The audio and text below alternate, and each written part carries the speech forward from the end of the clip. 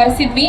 ತ್ರಿವರ್ಣ ಧ್ವಜವನ್ನು ನೋಡಿದಾಗಲೆಲ್ಲ ನನಗೆ ದೇಶಾಭಿಮಾನ, ದೇಶದ ಬಗ್ಗೆ ಇರುವಂತಹ ಅಭಿಮಾನ, ಸ್ವಾತಂತ್ರ್ಯ ಕೊಟ್ಟಾಗ ಅಲ್ಲಿದ್ದಂತಹ ತ್ಯಾಗ, ಬಲಿದಾನ, ಸಂವಿಧಾನ ರಚನೆ ಮಾಡುವಾಗ ಅವರು 3 ವರ್ಷಗಳ ಕಾಲ ಮಾಡಿರುವಂಥ ಅಧ್ಯಯನ ಇವೆಲ್ಲವೂ ನೆನಪಾಗ್ತದೆ.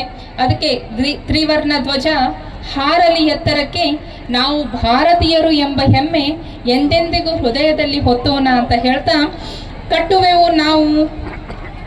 ಇವರು ಗೋಪಾಲ್ ಕೃಷ್ಣ ಅಡಿಗವರ ಒಂದು ಕವನದೊಂದಿಗೆ ನನ್ನ ಮಾತನ್ನ ಮುಗಿಸ್ತೇನೆ.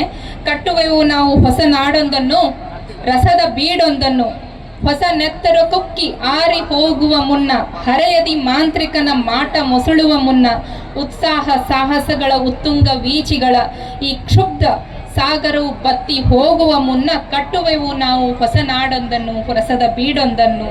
ಸ್ವಾತಂತ್ರ್ಯ ಪಡೆದ ಭಾರತ ಸ್ವಾವಲಂಬಿ ಭಾರತ, ವಿಶ್ವಗುರು ಭಾರತ.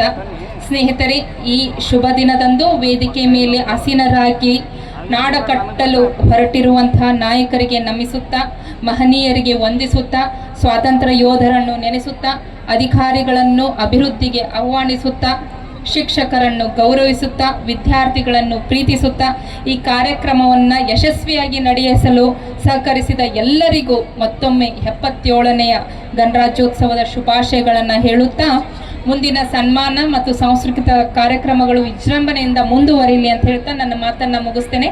ಎಲ್ಲರಿಗೂ ಧನ್ಯವಾದಗಳು. Thank you so much.